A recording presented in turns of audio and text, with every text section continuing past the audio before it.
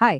ఈరోజు మనం మన రాజ్యాంగంలో ఉన్న ఒక చాలా ముఖ్యమైన కానీ చాలా మందికి అంతగా తెలియని ఒక ఆర్టికల్ గురించి మాట్లాడుకుందాం. పార్లమెంట్లో నిష్పక్షపాతాన్ని కాపాడే ఆ నియమమేంటో ఇప్పుడు వివరంగా చూద్దాం. సరే, ఒకసారి ఇలా ఊహించుకోండి. ఒక ఫుట్బాల్ మ్యాచ్ జరుగుతోంది. ఆటను కంట్రోల్ చేసే రిఫరీనే ఒక తప్పు చేస్తే అప్పుడు ఆ డెసిషన్ ఎవరు తీసుకుంటారు? తన మీద తానే ఫౌల్ అని చెప్పి పెనాల్టీ ఇచ్చుకుంటారా? కొంచెం విచిత్రంగా ఉంది కదూ? అయితే ఈ ప్రశ్న కేవలం ఆటలకు మాత్రమే సంబంధించింది కాదనుకోండి. మన పార్లమెంటరీ సిస్టంలో కూడా ఇలాంటి సిచ్యువేషన్ వస్తే ఏంటి పరిస్థితి? సభను నడిపించే స్పీకర్నే తొలగించాలని ఒక తీర్మానం ప్రవేశపెడితే అప్పుడు అసలు సమస్య మొదలవుతుంది. సో ఇదే ఆ పార్లమెంటరీ చిక్కుముడి. మన ప్రజాస్వామ్యానికే ఇది ఒక పెద్ద సవాలు. అధికారం ఉన్న వ్యక్తినే ఎలా నిష్పక్షపాతంగా విచారించాలి? కానీ భయపడాల్సిన పనిలేదు. మన రాజ్యాంగ నిర్మాతలు ఎంత ముందుచూపు ఉన్నవాళ్లంటే ఈ సమస్యను వాళ్లు ముందే ఊహించారు.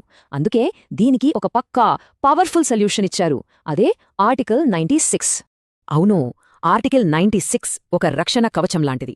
ఇది స్పీకర్, డిప్యూటీ స్పీకర్ల తొలగింపు తీర్మానాల సమయంలో ఎలాంటి పక్షపాతం లేకుండా ప్రక్రియ జరిగేలా చూస్తుంది. అదెలాగో ఇప్పుడు చూద్దాం. చాలా సింపుల్గా చెప్పాలంటే, లోక్సభ స్పీకర్ లేదా డిప్యూటీ స్పీకర్ని తొలగించాలని ఒక తీర్మానం పెడితే దానిమీద చర్చ జరుగుతున్నంతసేపు వాళ్లు తమ అధ్యక్ష స్థానంలో కూర్చుని సభను నడిపించలేరు. ఇది చాలా కీలకమైన విషయం. సరే, అధ్యక్షత వహించలేరు. బావుంది. మరప్పుడు వాళ్ళు ఏం చేయొచ్చు? ఏం చెయ్యలేరు? ఆ రూల్స్ ఏంటో వివరంగా చూద్దాం. చూడండి, వాళ్లు సభకు అధ్యక్షత వహించలేరు, కరెక్టే. కాని ఒక సాధారణ సభ్యుడిగా సభలో ఉండొచ్చు. అక్కడ తమ వాదనను వినిపించొచ్చు, డిస్కషన్స్లో పార్టిసిపేట్ చేయొచ్చు. అంటే వాళ్లను వాళ్లు డిఫెండ్ చేసుకోవడానికి పూర్తి అవకాశం ఉంటుందన్నమాట. ఓకే, ఇప్పుడు ఈ ఆర్టికల్లోనే ఒక చాలా ఇంట్రెస్టింగ్, ఇంకా చెప్పాలంటే ఒక సర్ప్రైజింగ్ ఎలిమెంట్ ఉంది. అదే స్పీకర్ ఓటు హక్కు. సాధారణంగా జరిగేదానికి, ఈ ప్రత్యేకమైన సిచ్యువేషన్లో జరిగేదానికి చాలా తేడా ఉంటుంది. అసలు ఆ ట్విస్ట్ ఏంటో చూద్దాం రండి. నార్మల్ టైమ్స్లో ఏమవుతుంది? ఏదైనా బిల్లు మీద ఓటింగ్ జరిగినప్పుడు ఓట్లు సమానంగా వస్తే, అంటే టై అయితే, అప్పుడు మాత్రమే స్పీకర్ తన కాస్టింగ్ ఓటు వేస్తారు. కరెక్టా? కానీ ఇక్కడే అసలు మలుపుంది. వాళ్ళని తొలగించాలనే తీర్మానం మీద ఓటింగ్ జరిగినప్పుడు వాళ్లు మిగతా ఎంపీలలాగే ఫస్ట్ రౌండ్లోనే ఓటు వేయొచ్చు. దీనివల్ల వాళ్ల అభిప్రాయాన్ని డైరెక్ట్గా చెప్పే హక్కు వాళ్లకు ఉంటుంది. సరే, ఈ రూల్ ఏంటి, ఎలా పనిచేస్తుందో మనకు అర్థమైంది. కానీ అసలు ఇలాంటి రూల్ ఎందుకు? దీని వెనుకున్న కారణమేంటి? దీని వెనుక ఉన్న ఐడియా చాలా simple and powerful. First, neutrality. అంటే విచారణ నిష్పక్షపాతంగా జరగాలి.